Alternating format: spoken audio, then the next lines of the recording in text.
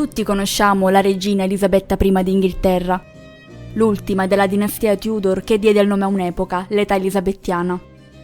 Figlia di re Enrico VIII e della sua seconda moglie decapitata, Anna Bolena, Elisabetta governò dal 1558, quando la sorellastra Maria la Sanguinaria morì, fino alla sua morte, avvenuta nel 1601, e il suo regno portò tanti benefici al popolo inglese sotto ogni punto di vista.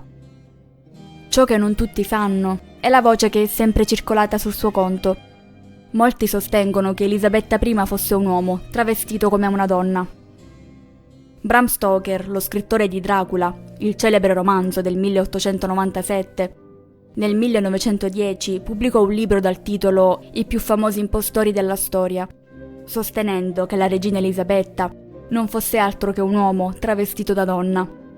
E a sostegno di questa tesi citò alcune delle voci che circolavano all'epoca, come la lettera di un cortigiano che dice: «Nessuno può guardare i migliori ritratti di Elisabetta senza astrologare da Chito, che non era certo una donna sensuale. Il volto affilato e austero, le labbra sottili e strette, il delicato mento aguzzo, gli occhi freddi e opachi, denotano un carattere tutt'altro che lascivo e possono far pensare a naturali atteggiamenti mascolini, sia pur dissimulati». Ma da dove nasce la teoria secondo cui Elisabetta fosse un uomo? Verso la fine dell'Ottocento, il reverendo Thomas Keble, vicario di Beasley, ritrovò lo scheletro di una ragazzina che indossava abiti dell'epoca Tudor ed era chiuso in una piccola bara che si trovava accanto alla casa dove Elisabetta aveva vissuto per un periodo, nella contea di Gloucester.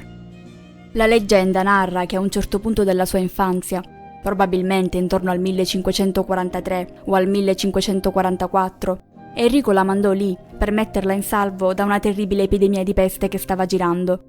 Ma proprio lì Elisabetta si sarebbe ammalata, per poi morire, all'età di 12 anni. Si dice che la sua governante, preoccupata della possibile reazione del sovrano, escogitò un piano. Pensò di sostituire Elisabetta, ma non riuscendo a trovare una ragazza della sua età che le somigliasse, decise di sostituirla con un ragazzino del posto, che aveva i capelli rossi come i suoi e la stessa carnagione. Dopodiché gli fece indossare abiti femminili. Nella sua vita da adulta ci sono parecchi dettagli che vanno a sostegno di questa teoria, a cominciare dal fatto che non venisse considerata una donna particolarmente bella. Sembra anche che quando governava mise in atto una legge che vietava agli artisti di ritrarla per com'era davvero. Elisabetta si truccava sempre pesantemente e si pensava lo facesse per camuffare il suo viso. Indossava anche abiti grandi, dal collo alto, perfetti per mascherare l'eventuale forma maschile. Sembra che lei stessa una volta abbia detto: «Ho il cuore di un uomo, non di una donna, e non ho paura di niente». Un altro fatto che insospettiva tutti era la sua precoce calvizia, caratteristica più comune negli uomini che nelle donne, e a causa di ciò era costretta a indossare delle parrucche. Fra la servitù e i medici si vociferava anche che soffrisse di amenorrea, ovvero assenza, o quasi, del ciclo mestruale. E sembra che si facesse vestire e spogliare sempre solo dalla stessa governante. Prima della sua morte, inoltre, lasciò delle precise indicazioni affinché nessuno guardasse il suo corpo. E quando si ammalava, si faceva visitare solo dai suoi medici di fiducia. Nascondeva qualcosa?